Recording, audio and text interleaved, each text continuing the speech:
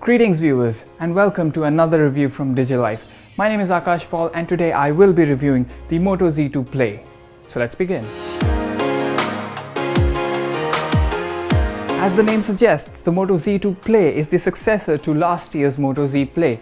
This updated version gets a reduced thickness. At just 6 mm, this is a whole millimeter thinner than the previous version and is sure to grab a lot of attention if that's what you're going for.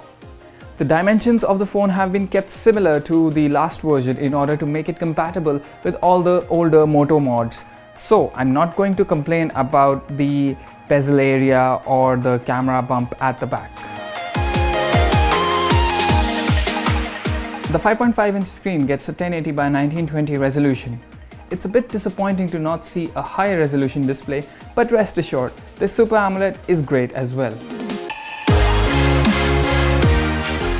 While the phone may not be completely waterproof, it does get a splash-proof nano coating, which means that if you accidentally spill some water on this phone, or if you get caught in the rain for a little while, then you won't have to worry about seeing a smartphone doctor, although you might need one.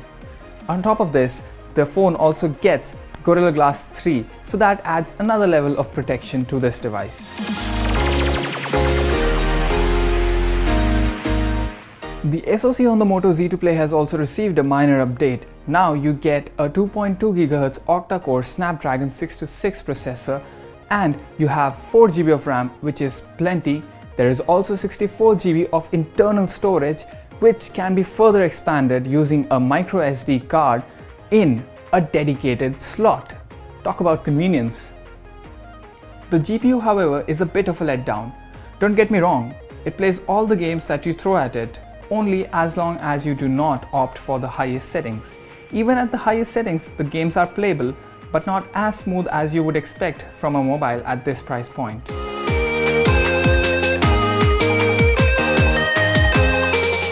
Due to all the slimming that this device has gone through, you get a reduction in the battery size. You now only have a 3000 mAh battery. But despite that, I was easily able to get 1.5 days of use on moderate usage and a full day on heavy usage. Plus you get a super fast USB 3 Type-C connection on this phone, which means that you get a turbocharger out of the box, which can easily charge your phone from 0 to 100 in just about 1 hour and 40 minutes. So it reduces a lot of downtime.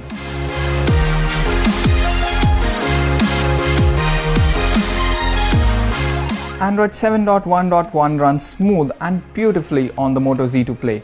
The processor is mighty capable of keeping the experience lag-free at all times. The 12MP rear-facing camera on the Moto Z2 Play is good enough to soothe the budding photographer in you and can manage some really great shots with a nice DSLR-like depth of field effect. It gets face detection autofocus and laser autofocus.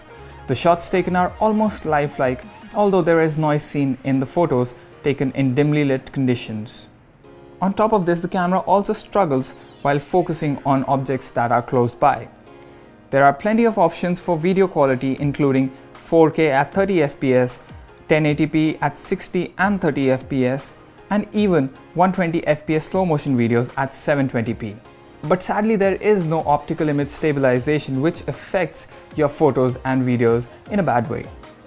So this is a 1080p video recorded from the back camera of the Moto Z2 Play, and the image stabilization has been switched on. It's not an optical image stabilization, so it's not going to be as good. And what you're currently seeing is the beautiful city of Kochi.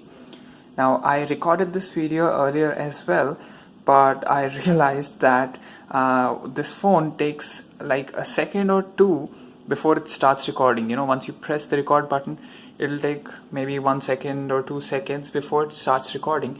So it is quite possible that what you say at the start of the video, which happened in my case, will be cut off, or if you're capturing something that's happening, the first few seconds will be cut off. So you will have to remember that and take that into consideration.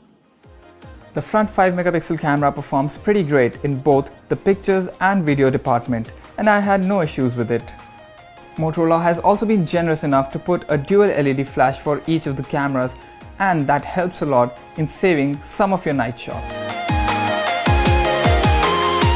The single physical button underneath the screen, which really is not a button, also houses the fingerprint sensor. I can also use the same button for a one-touch navigation experience of the entire OS. All I have to do is swipe to the right to open the multitask menu. Then suppose if I pop into YouTube and then I can swipe to the left to go back. I can also single tap this very button to go back to the home screen, and if I press and hold the same button, it will lock the device.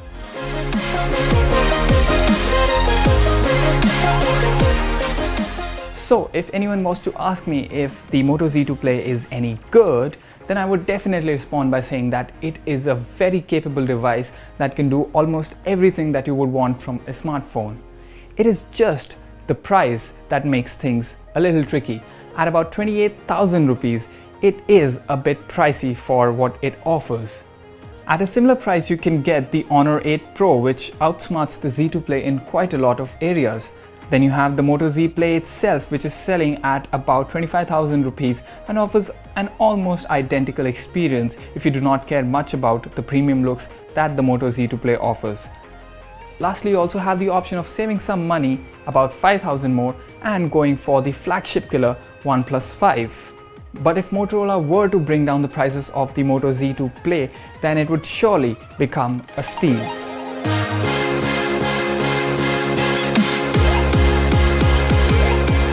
That's all for now, guys. This was the review of the Moto Z2 Play. I hope you liked the review, and if you have any questions regarding this phone or anything else, then please hit me down in the comments below and like this video. And if you have not done it yet, please subscribe.